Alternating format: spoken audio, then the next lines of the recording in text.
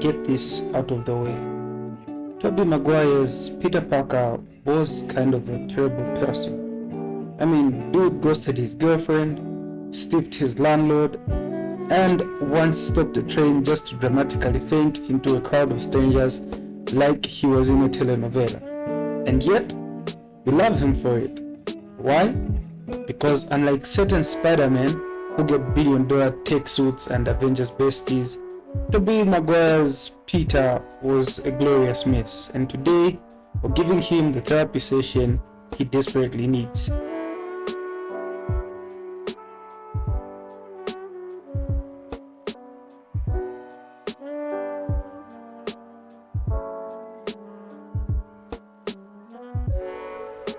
Exhibit A, Spider-Man 1, our origin story.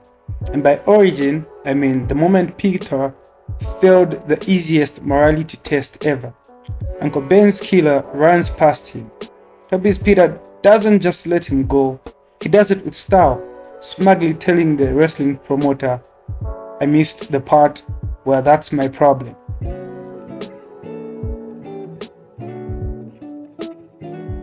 Oops!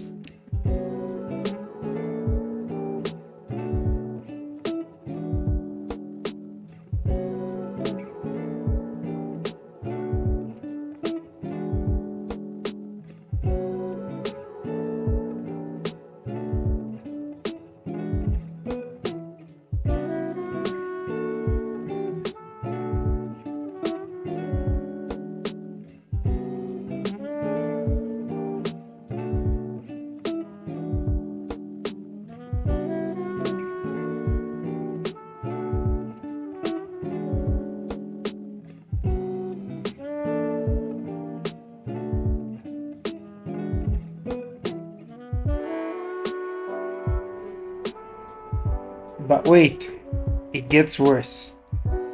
Fast forward to him finally getting the girl, MJ. And how does he celebrate? By immediately ditching her for months to fight crime, leaving her stranded at coffee shops and birthday parties.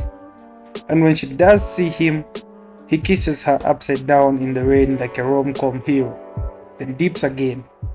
Smooth, Pete. Real smooth.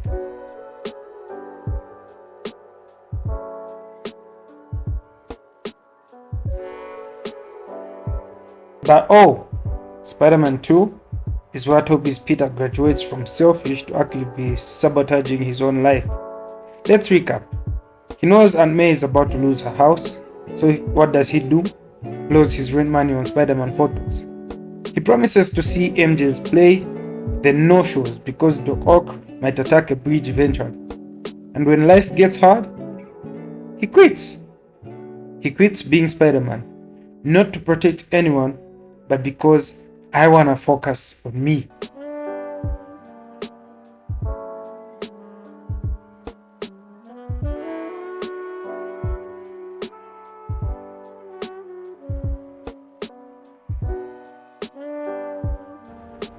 Meanwhile, MCU Peter loses his mentor, gets bleeped for 5 years, and still shows up to school the next day like, well, better study for chemistry.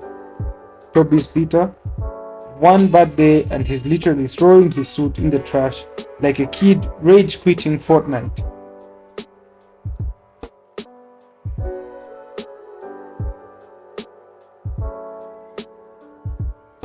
And then Spider-Man 3, the piece de resistance of Peter Parker's ego. Sure, the symbiote technically made him evil, but let's be real. Tobey's Peter was already feeling himself. I mean, before the black suit, he's out here winking at himself in mirrors, telling Harry, "You're not your father," like he's Dr. Phil. Then the suit hits, and suddenly he's strutting down the streets like he's in Broadway, finger gunning women, and of course, destroying jazz.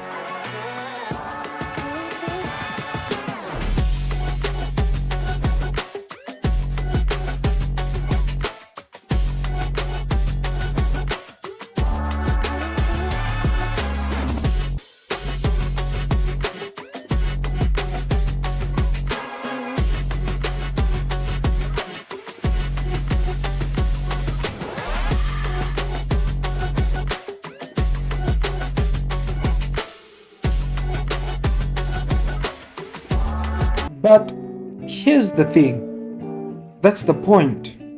Raimi wants you to cringe.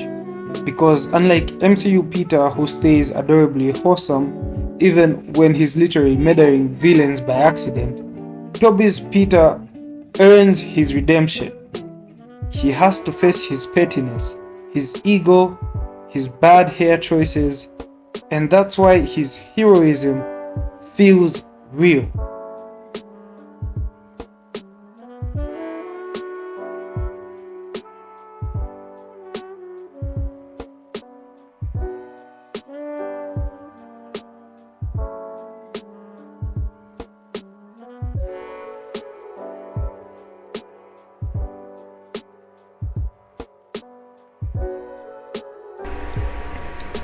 So, why does Tobey's trainwreck Peter still resonate? Because superheroes aren't supposed to be perfect. They're supposed to screw up, to learn, to grow, and no Spider-Man grew more than Tobey's.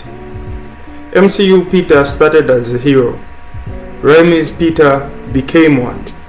And that's why, 20 years later, we're still talking about the guy who cried over pizza, failed at dating, and somehow saved New York anyway.